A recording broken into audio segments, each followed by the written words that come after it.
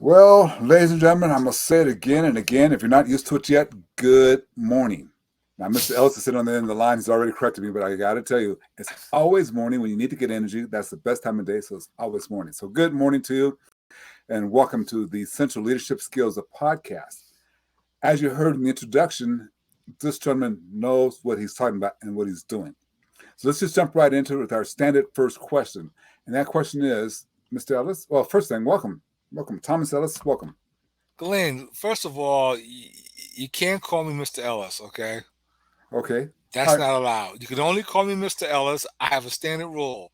You can only call me Mr. Ellis if you can write me a check with six zeros in it. If not, most of my friends call me Thomas. I'm gonna say Thomas then. I'm gonna say okay. So Thomas, no, I could put zeros, all zeros in it, but no number in front of it, so that'll be okay. So, all right. So Thomas, welcome to the program. I think we're gonna have a real good conversation based upon what I've been reading. So welcome and thank you for taking the time. Listen, Glenn, thank you for having me. I'm looking forward to it. Fantastic. So let me give you my first question. I'd like for you to share with the audience something they don't know about you that's maybe not business related, but what is something they should know about you that they don't know about you? I am a golf junkie. Uh-oh. Yeah, I love to play golf. I probably play golf about 2 or 3 times a week. So Okay. anytime I can play golf, that's where I'll be. One of my favorite golfers, Tom Weiskopf, just made his Yes, transition. Yeah, just so yes, he did yeah, I just the actually other had day. the pleasure of meeting him one day, and ever since then, I followed him when he's got on the senior tour, everything. So Hmm. just a real good down to earth guy, and it's kind of sad to see him go. But yeah, good. I love golf. I'm like you, so I think we can make a lot of business connections on the golf course. But for me, those business connections are inside of myself. I make better connections with myself when I'm walking the course and just hitting the ball. There you go. So not very good at it. Not very good at it. So that's cool. All right, fantastic. So you write about and you talk about this sales process. And when I was going through it, the first question I have is how can you say it's easy and simple sales process? Easy and a simple sales process. Can you give us a high level view of why you say that? Okay, because Glenn, at the end of the day, okay, I've been through all these sales training programs throughout my life, and if you listen to certain pundits, people say selling is hard and difficult, and throughout my career of being in sales for over 35 years, to me, if you follow a easy and simple process that you can repeat over and over again, then it becomes easy and simple. For example, when I'm talking to clients, the first thing I tell them is that this is my definition of sales. Sales is nothing more than a bunch of great conversations with the same person over a period of time. That's Hmm. easy and simple, right? Right, right, right. Because it's all about having conversations, right? Throughout those conversations, you're going to ask questions about their issues, their problems, seeing if you can help them. So the other word I use is help. I don't use sales. I say, how can we help you? So many clients that I've worked with that are non-sales types, as soon as I mention the word help, I said, let's substitute help instead of the word sales. They get more comfortable. Okay, I can see that because as you're saying it, for me, it kind of made me a little bit more comfortable to help. What I want to dive into is what you said, the conversation part of it. The conversation part of it, you're saying is kind of a help connected. So Yes. my So conversation with you is helping. yes. So Glenn, in order for us to sell somebody or help them buy your product and services, you have to have a connection, right? So when two people connect, that takes the conversation to a whole nother level. And the mission of the seller is to connect with the buyer. Hmm. The mission of the seller is to connect with the buyer. Okay, so this is where I would personally and have struggled with this a little bit. Connecting with the buyer, how do, it's kind of hard to do that because you don't. most of the time you're starting out from a place of, well, in the past, supposedly, you're starting out from a place of not knowing the buyer. You're Okay, just hoping that they have an interest in your product. that is a great point.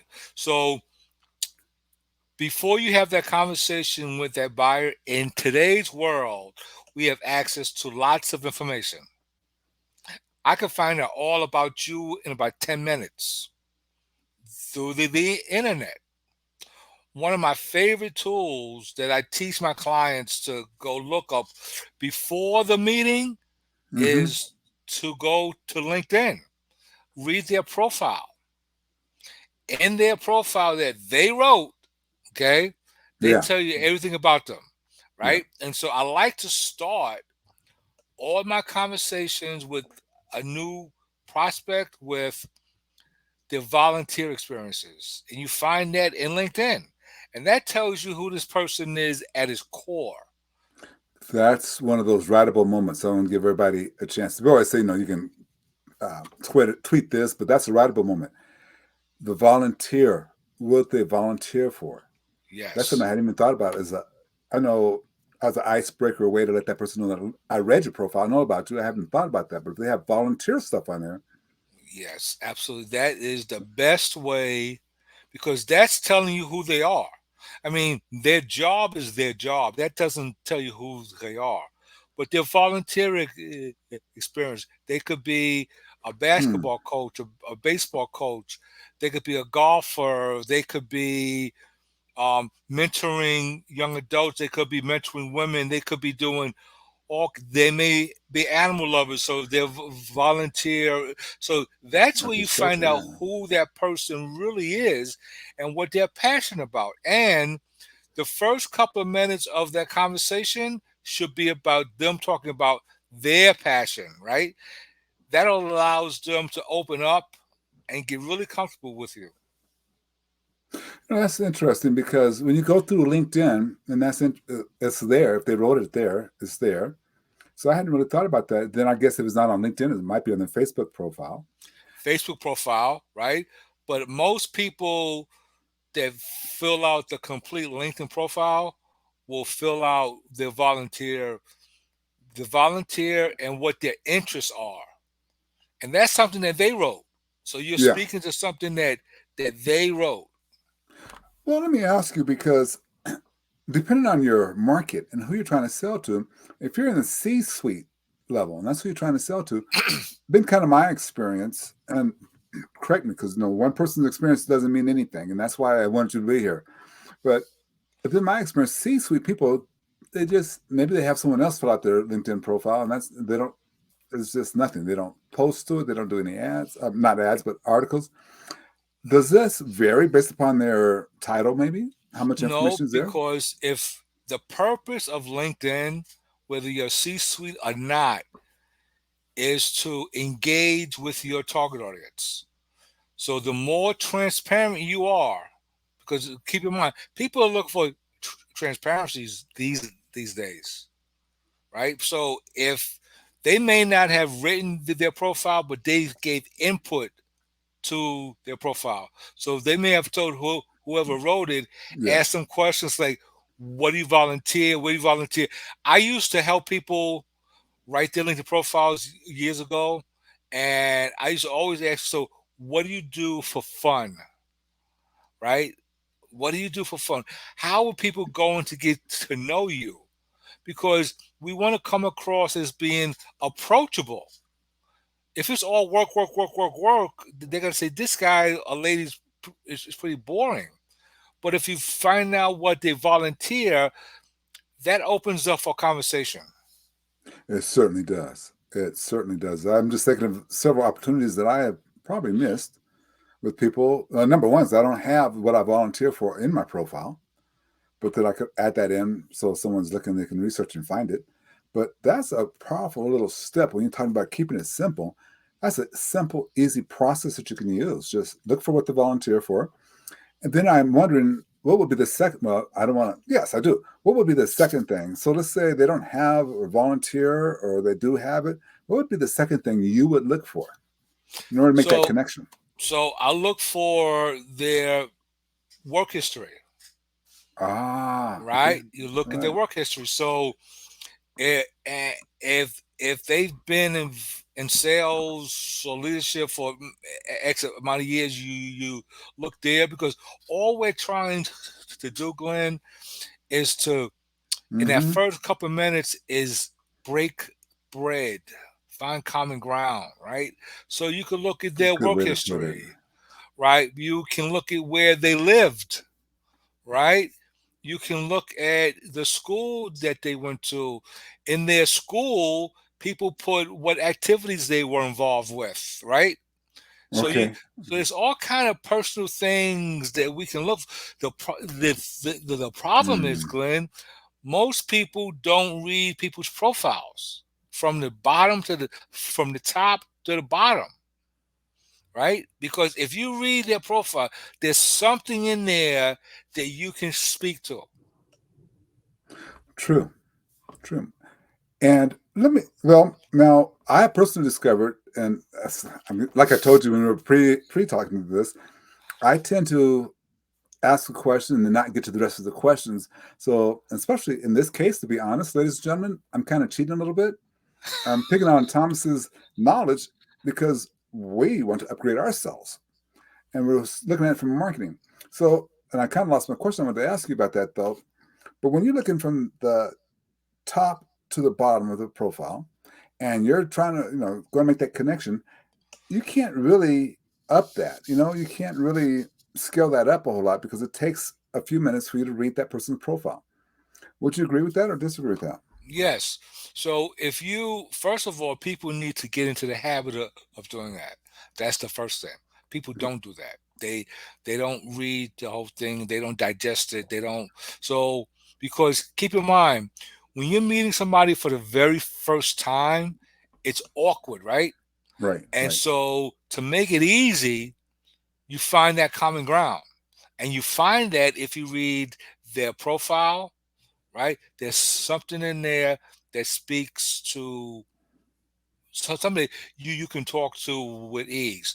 But just as a notice here, this hat says BUD. yeah, That's my kind of my better, unique, desirable. That goes yeah. along with the easy and simple sales process. Well, that's since you brought it up, let's talk about that because that's something I wanted to ask you about. So, better, unique, and desirable. I mean, explain each of those terms to me because I think I understand what better is, but maybe I don't because I'm thinking when you say better, better email, better cold email, a better So conversation. But give so us, if you don't mind. so better is how do we become better at anything that we do? We Practice. practice, Yeah. right? That's how we become better. We also get people that are that can help us get better, right? So some cases we play golf, right? So if I wanted to be better at chipping, I would hire a chipping coach. If I wanted to be better at putting, I would hire a putting coach, Okay. right? If I want to get better mentally in the game of golf, which is all mental, we get a psychologist, right? Right. But Right. in the business world, right, we need to find people that can help us get to the next level. We can't do it by ourselves. So that's the a betterment part is being better, being prepared, okay? Right. Right. Be, Okay. being prepared and being ready, okay? Being ready. And preparation is key to being better, okay? Okay. The Okay. you Okay. is unique, right? We all are unique. Stop trying to be somebody else and just be you. People will love you for you. Okay. So the unique portion of that is, and when the unique portion is something as simple as, right, following up, doing what you say you're going to do.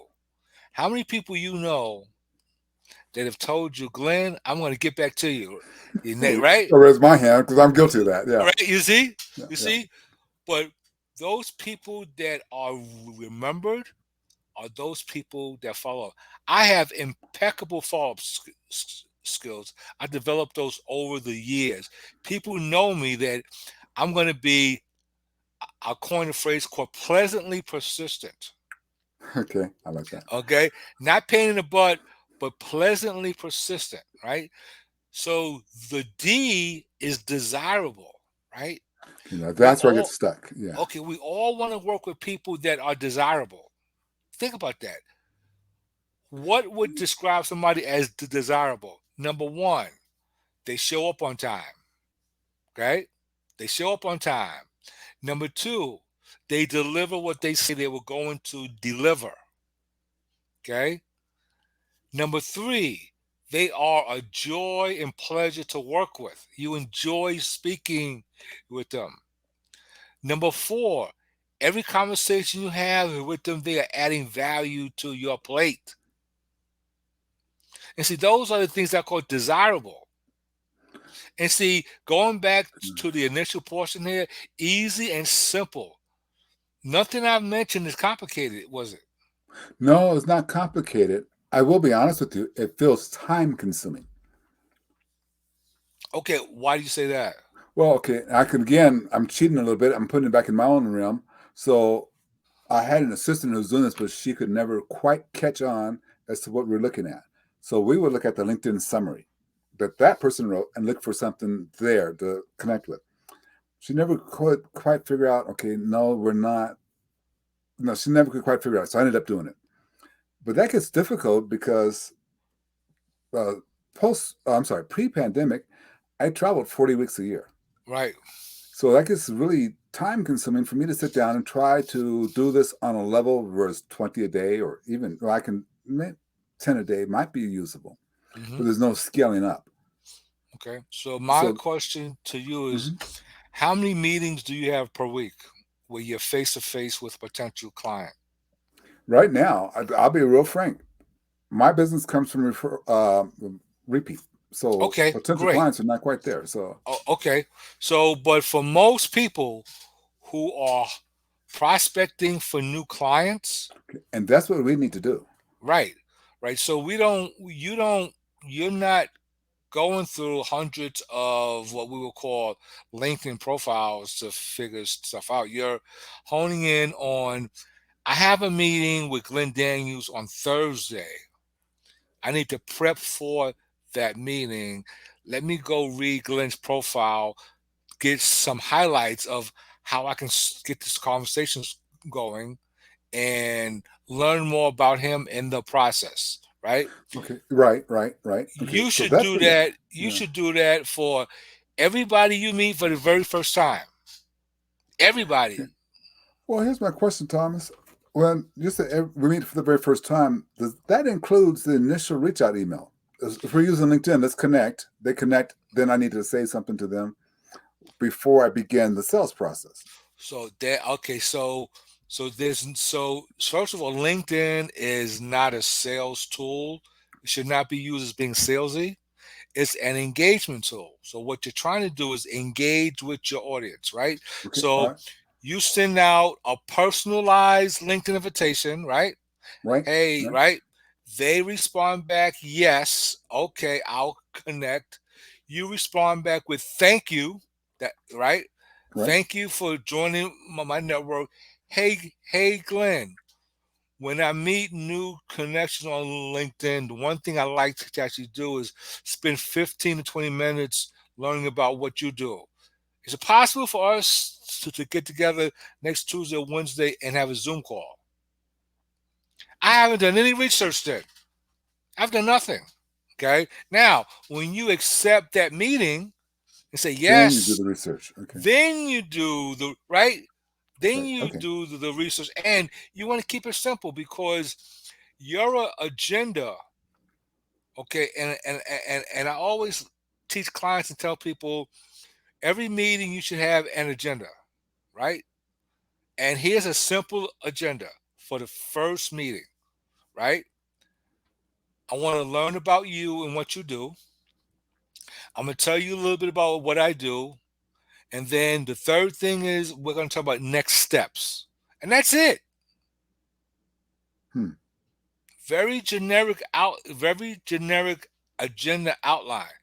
And that agenda can take you any place. Okay. Okay. Hmm. Interesting. Interesting. Okay, so when we talk the better, unique, and desirable, that comes from out of your tenets of sales too. And when you talk about tenets, is that something different? So the tenet of sales is about basic selling skills, right? The Oh, basic selling skills, right? I am a firm believer, and this has been proven over many, many, many years of doing this myself and teaching clients. When you master the basics, you're okay. going to be fundamentally wildly successful. So what do I mean by the fundamentals? Okay, so the fundamentals of selling, right? You have to learn how to ask questions in a conversational manner because you're having a conversation, you're not interrogating anybody, right? So you need to be conversational, right? Right, you need to understand if this person is a prospect of yours. You have to qualify them. Okay. I just that just all connected just then. Okay. That all connected, right? Just those two steps. So, okay, keep on going. 'Cause that's I'm sure I cut you off, but all of a sudden it disconnected for me. So go ahead. Okay. So once you qualify them and you that means that they're interested. Right, That qualifies means they my product and service could be a good fit for them. And they acknowledge that. Okay. So now the next phase of that is figuring out what problems are they having that they want to fix today, not 6 months from now, but today, because I need to eat tomorrow, right, right? right, right, right, So right. what problems do they have that they want to fix immediately, that they have to fix immediately, otherwise it does bad things to their business? Okay. What happens, and this is all the basics of selling. Once you've identified some problem areas that they want to fix immediately, then you can talk about how your product or service would eliminate or minimize those problems. Okay. Once they say yes, that yeah, Thomas, that sounds like that would do it. Then you say this is in the proposal process on the solution meeting. This is how much this this is how much of investment you're going to have to make with my services to minimize that problem. Okay, okay. So find them, Yep. qualify them, Yep. find Close the them. problem, and Yep. solve it. Exactly. See, once again, Once you easy and connect, yeah. simple. Yeah, once you said the first two steps, it all crystallized for me. And Right. I see now why you call it the tentative sales. Because Yeah. what we're doing is just, hey, figure out this other stuff.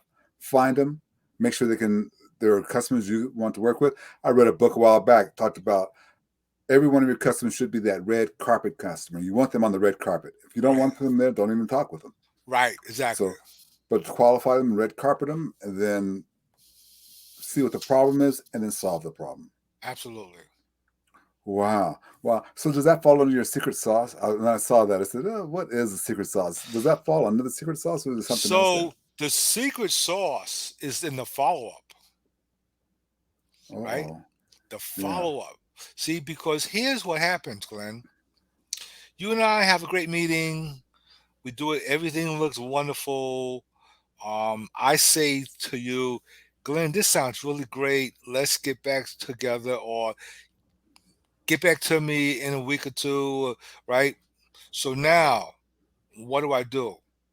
Right? So most people wait for what if I didn't know any better, I would wait for you to call me. That never happens. People want to buy your services, but they're not going to call you and say, "I want to buy your services." Okay, Hmm. they've already made their mind up. Okay, and it's kind of like this on LinkedIn. And I'll tell you how I use LinkedIn. So people will look at your profile on LinkedIn, and you can Mm-hmm. tell that they looked at it, right? Right. but they don't reach out. So I reach out. I say, hey, Glenn, thanks for checking out my profile. Let's connect. And then we have a conversation and we connect. And you say, hey, I've been following you for a while here. Me or my team have some issues regarding sales. I've been reading her posts. I think that you could Yeah. help me, right? But they Yeah. don't come out and tell you that you have to be the pursuer, and then Yeah. they open up. Yeah. I always thought that that applied to if you're selling the sales programs because they want to see that you know how to sell. But for me, we're not selling a sales program, but you're saying it's the same kind of thing. What are you selling?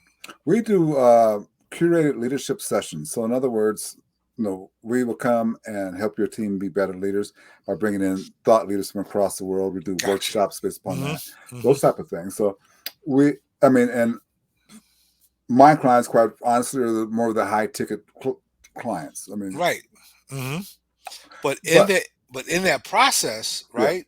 same thing, isn't it? Same thing. It's the Yeah. same process because they may be sitting back saying, "Man, we would love to have Glenn Daniels come with his team, right?"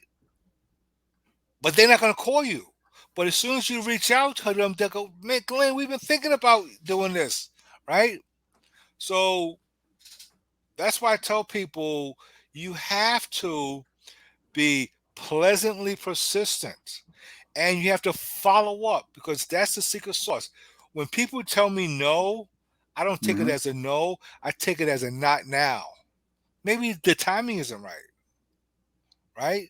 But I Right, never right, take it right, as a no because as long as I feel that I have something that I can help them get through problems, then I'm going to keep pursuing them, right? It may be a week, 2, 3, 4 weeks. It may be a month.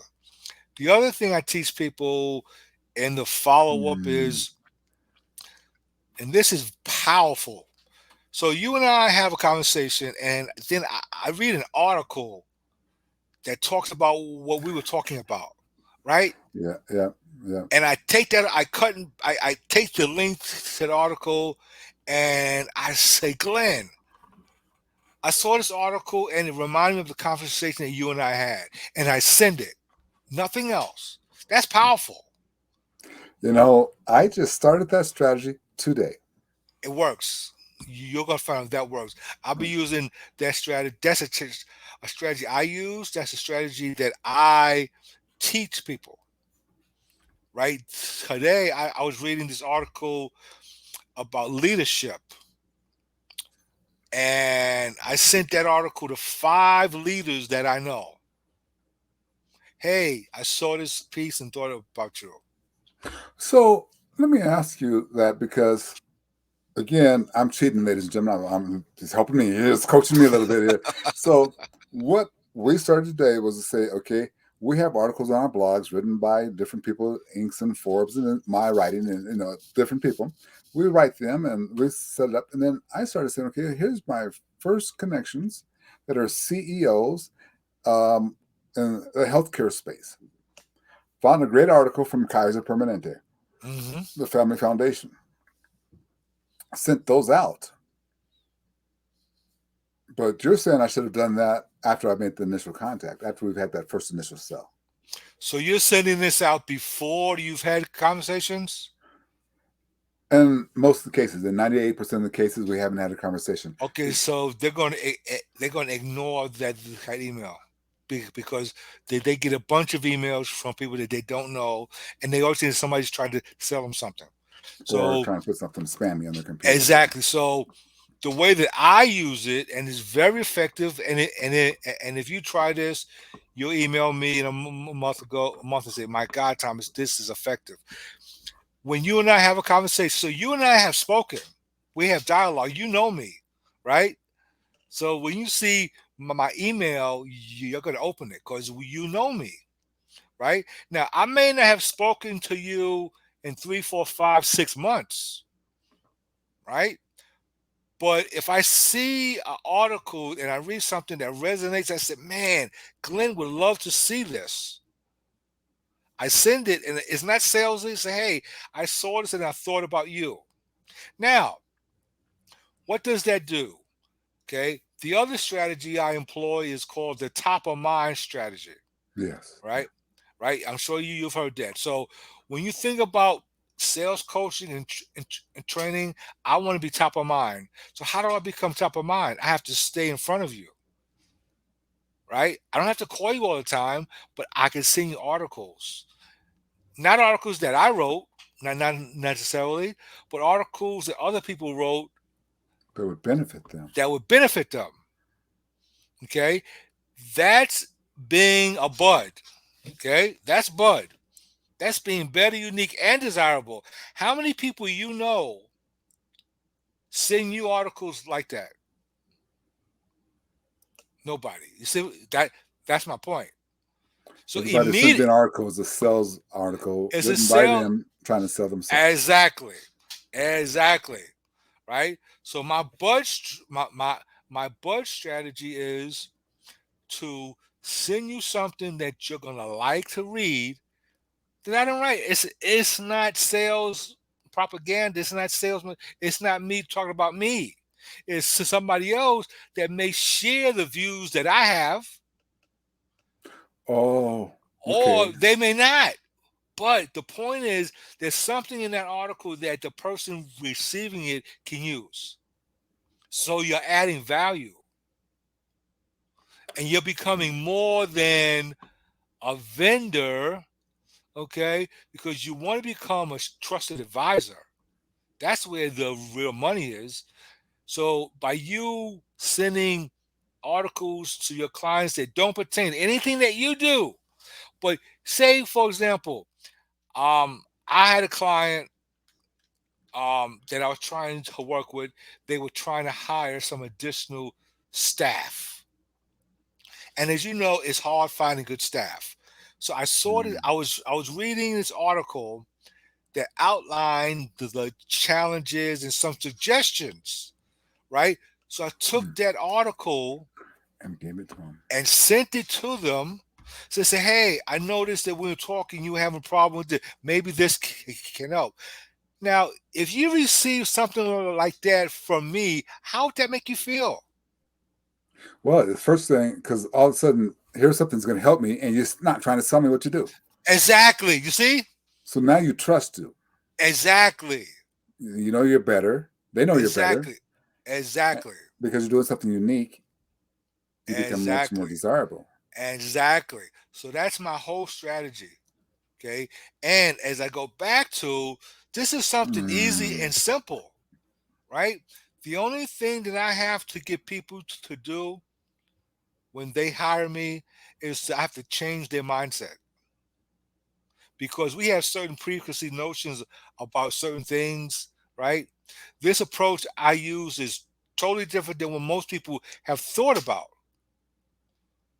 But Yeah. if Well, if I can get you, and it takes a while for my clients to understand it, but once they understand it, they go, "Oh my God, Thomas, this I had a meeting and I did this and that, and it worked." I'm saying, yes, I've been doing this for a long time.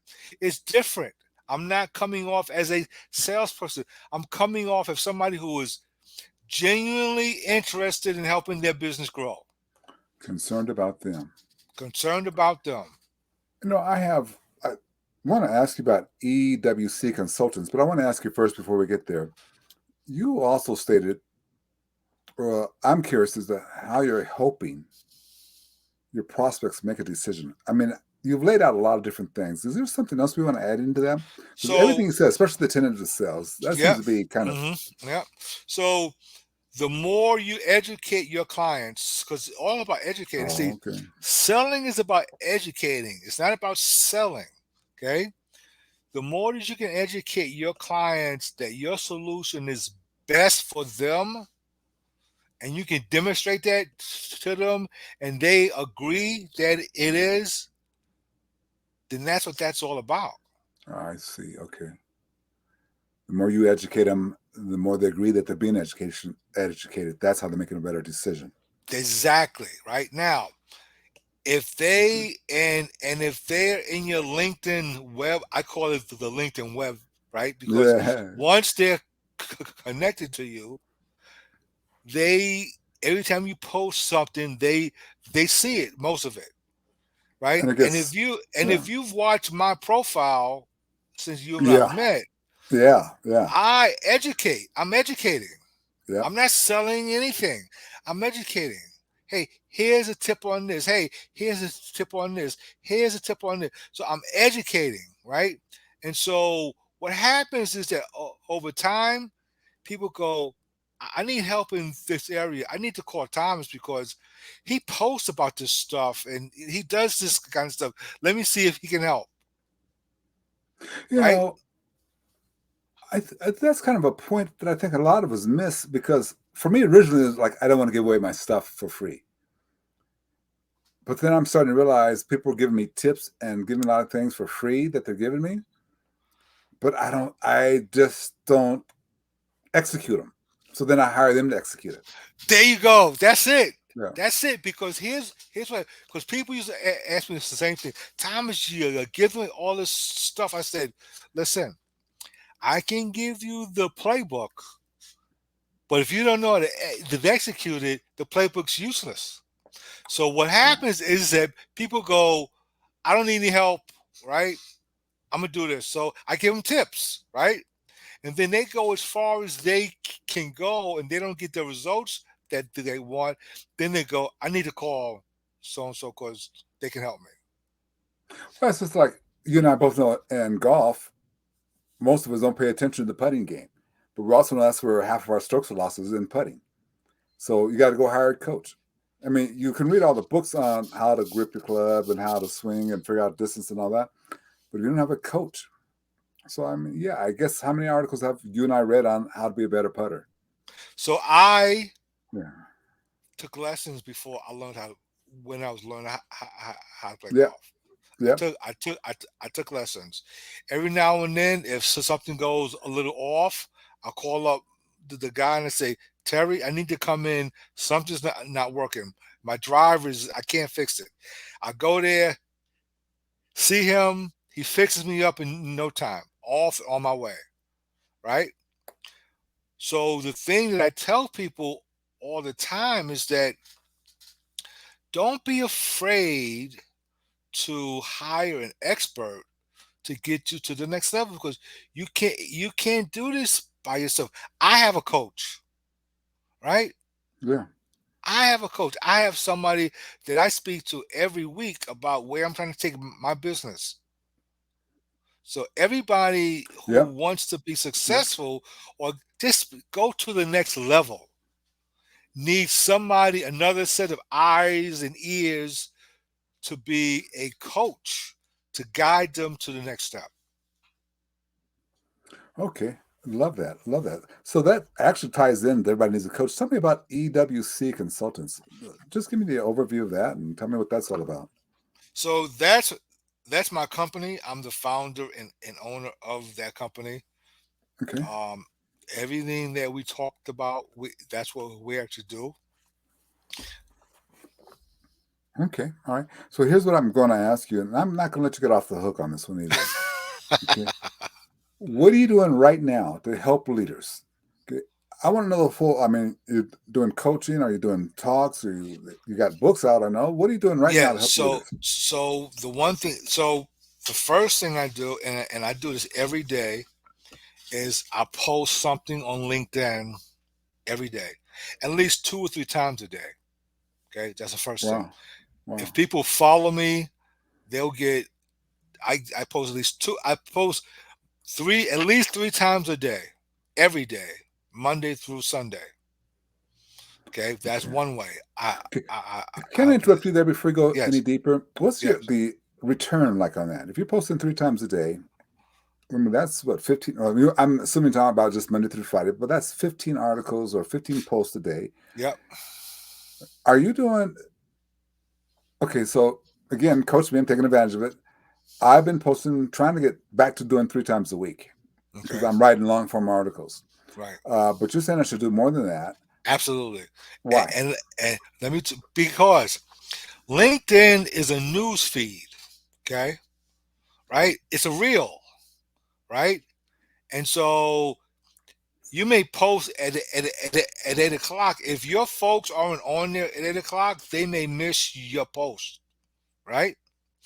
So, and if you write articles, right, I would take those articles and I would break out a paragraph, right, and post a paragraph, not the whole article. Because see, people are speed reading; they're not going to read that whole article. Okay, you want to give them a little nugget of it, and then at the bottom of that, you can put a link if they want to read the whole article. So that's how I do that. I post little things every day. Not and see, Glenn, I've been doing this for so long. I have tons of content, Yeah. right? And so that's one way I help leaders. The other way I help leaders is that I do quite a number of speaking engagements, Hmm. workshops, seminars to help. I love working with small businesses. I absolutely love it. That's one way I also help. And I do coaching. So I have some clients who have hired me to help them generate more revenue because it's all about revenues. And so that's the ways that I help leadership. And the final way that I help them is that I wrote a book that came out in January, and it's called Bud Better You Unique Desirable: The Sales Process That Gives Results. A lot of things that we talked about in this conversations Hmm. are Hmm. in the book. So that's how I help Is that book available leaders. on Amazon or just on your It's website? it's it's on Amazon. It's available on Amazon. What's your website address? My website is tellissalescoach.com. TLSSalesCoach.com. Yep, So that, of course, will be in the www. description. Yeah. Yep, www.tellissalescoach.com. Okay. So that'll, of course, be in the description. Do you have a business phone number that people can, you don't mind leaving? Absolutely. 301 They could also find me on LinkedIn. Okay. And your LinkedIn handles Thomas Ellis. Thomas Ellis. Okay, just straight that. So all that will be in the description, ladies and gentlemen, so you can get that. The power of coaching. I mean, we both have coaches. I don't have a coach for golf anymore, but I, I do have my coaches for almost everything else in business. So it's something for you guys to consider, to really take a look at. Thomas, I got it. Thank you for you taking the time. I do want to be respectful of your time, though, because I do realize we've already gone over. So here's Don't my matter. final I got questions for I you. got if you have anything else you want to talk about, let's roll. Okay, because here it comes. And Okay. this is my final plan question. We'll see how it goes. But what questions did I not ask you that I should have asked you? What question did I not ask you that I should have asked you? That is an excellent question.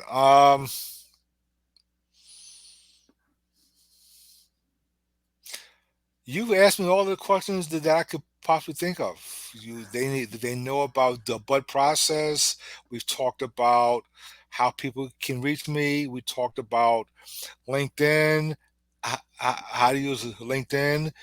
We talked about the follow up process being the secret sauce.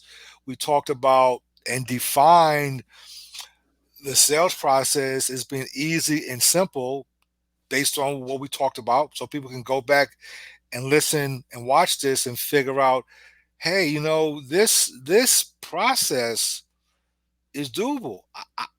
I can do this by Okay, well, following these easy steps. well, the one question that hit me that I didn't ask you and wasn't really planning on it, and you said we had the time, so I'm going to take a little bit of it. Absolutely. Okay.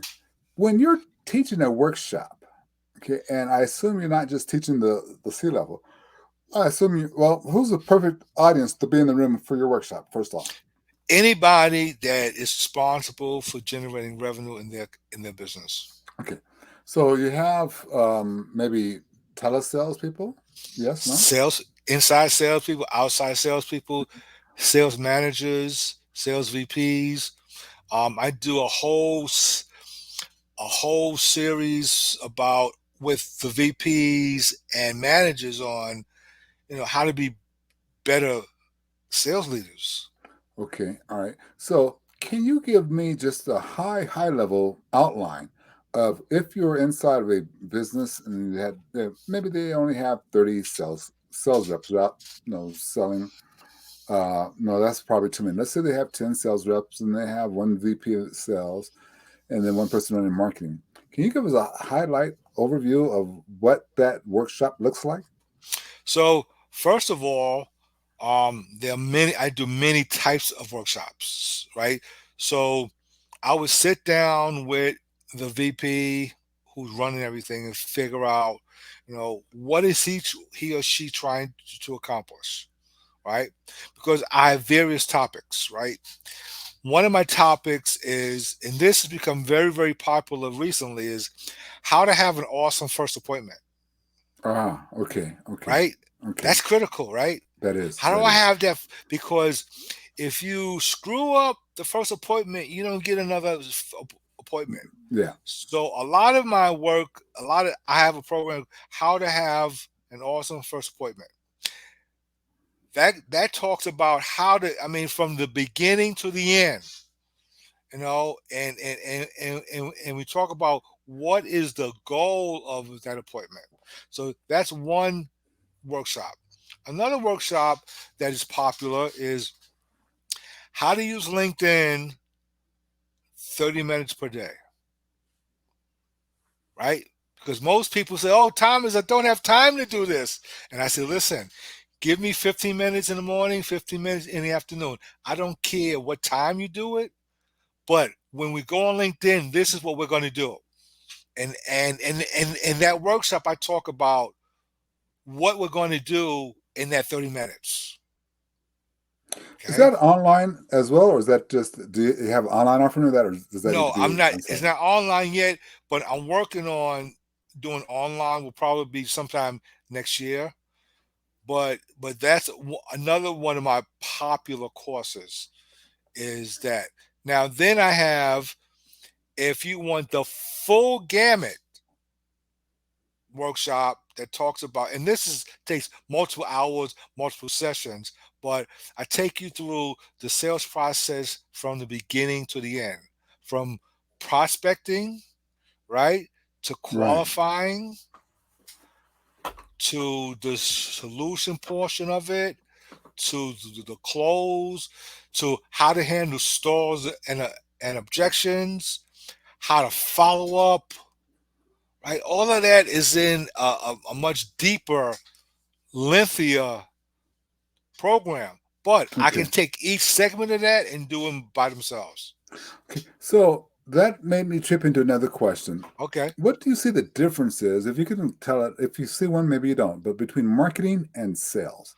Okay, that is an excellent question. I have many good friends of mine that are marketeers, and marketing is broad. I mean, there's branding, there's all this stuff, but my where the sales and marketing meet is marketing's main function is to drive leads for the sales department. Okay, to generate Okay. leads. Okay. Okay, that's their number one function. Okay, and they do that by doing what they do, their ads and all that stuff there. But their job is to feed leads to the salespeople. So when the salespeople are out in the field, the product has recognition, right? People they know. Oh yeah, I've heard. Oh yeah, I've seen it. Oh yeah, right? Because people don't buy things that they never hear of, right? And my biggest example of that is Apple. In my opinion, Apple has the best marketing organization in the world. Why do I say that? Because Samsung. Now, I used to be in the wireless world, so I'm speaking from experience. Samsung makes a better product than Apple overall, but Apple has the marketing machine. Anytime you can get people to show up at a store 2 days before you launch the new iPhone, you're doing something there. It's all their marketing. Okay, I agree with that. I mean, I always thought Google was a Well, great Google too. marketing, Yeah, just yep. because if you think about it, Google, that's not even a word until now. Exactly, And exactly. they marketed to make it a whole But new most lexicon. people, when I talk about Apple, they can identify with that. They Ah, identify with Apple, and I agree with you. Samsung makes a better phone than Apple. absolutely. Hewlett Packard, none of all those other PC makers make a better desktop and laptop than Apple, Right, and at less money. exactly, But exactly. Apple, so that also says something about, and I'm just going to spitball this with you, but that says something about what we charge for our services. Are we charging enough? If we charge too much, can we charge too much? I mean, Apple is 10, 15, 20, sometimes up to 30% higher price than an HP product. Right, because of the name. Right, is the brand. Right, when you become a brand, a household name, where you have people that will stand in line for hours or days to get your product, you can charge many things that you want. They'll pay Good, great, it. you great, know, great, great, but for great. you and I, we'll never reach that status. Don't bet on it. Don't bet on that one. Right? Don't bet on that one. But And I and, think spe- so. Yeah. and, and speaking about pricing, you just brought up a point. Most small businesses that I deal with struggle with how to price their products and services, and they underprice their products and They don't services. charge enough, Don't and they charge become a enough. commodity. Exactly. Yeah, So I tell my people, a matter of fact, I just had this conversation with one of my clients, who helped. I helped them close a big deal with Facebook, which is now Meta, right? yeah. But I'm talking about during a this, branding mistake right there. Okay. yeah, yeah, exactly. So when we were going to talk about the services that they were going to offer and the pricing, I said the price is way too low. Facebook prints money. Yeah. Oh, okay. I got to say this because it just dawned on me, and I was explaining this to my dad. I just did a 3-day workshop for a union.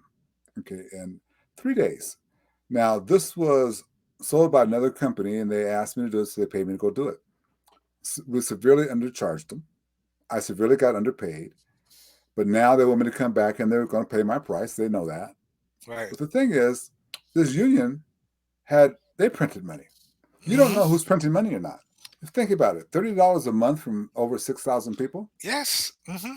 We don't know. I mean, okay, I don't want to give away any secrets, but the healthcare industry, for example, we think healthcare, especially government funded healthcare, nonprofit government funded healthcare, we kind of think that they don't have money. They Yeah, they do. do. Yeah. They do. So, And see, that goes back to when we talk about early on about understanding who your customer is, right? yes, yes. And You got understanding the to value that you can fix them. understand exactly, right? Because once we understand the customer and once we understand the value that we bring and how they value that then you price accordingly to that market, right? So, and we I work with a lot of companies, small companies that struggle with the pricing model. And the thing that I used to I tell them up front, well, whatever price you think it is, double it. You know, well, because they're gonna underprice it. Well, and the thing is, though, you have a fear. You double it, you're not going to get the business. But Well, only have to do a third of the same business, and I make more than you do. So that's exactly. good. So, okay, Right. but you've taught us a lot today. You taught Well, us a thank you, lot. sir. Um, I want to give you the last word, but I got to let everybody know that you're going to need to. We're going to break this down in little pieces, and you'll find it on our YouTube channels between the two of us. But you also find it, where you are listening to it right on the podcast. Don't be afraid, ladies and gentlemen, to go out and do the things necessary. Find the right coaches. When we end this broadcast, I'm going to set up a quick appointment with Thomas once again, do something else. So don't be afraid to set up with coaches. Let's just get after it. But Thomas, what's your last words? And we'll end with your last words. So my last words are first of all, Glenn, thank you for meeting me on LinkedIn and thinking enough of me that I could have value to your audience. I'm I'm humbled by that. For the people that are going to be watching this podcast, I want to say to you that you can get to where you need to get to, but you have to have the right tools to get you there, right? If there's water, I just use this as an example. If there's a river and there's no bridge, you need a boat to get to the other side. Yeah, you do. Yeah. Okay, you can't use a car because there's no get there. So just be conscious of where you want to, and this is coming into the end of 2022. Now is a great time to start thinking about what do you want to do in 2023. Me personally, I've already started that process of putting things in place that I want to do next year. Let's think about where you are now. What is it going to take to get you to where you need to get to? And let's have conversations with those people that can help you get there. And I will leave you at that. Thank you. God bless. And may you all have a successful end of 22 and a best year in 2023. Thank you, Glenn. Thank you.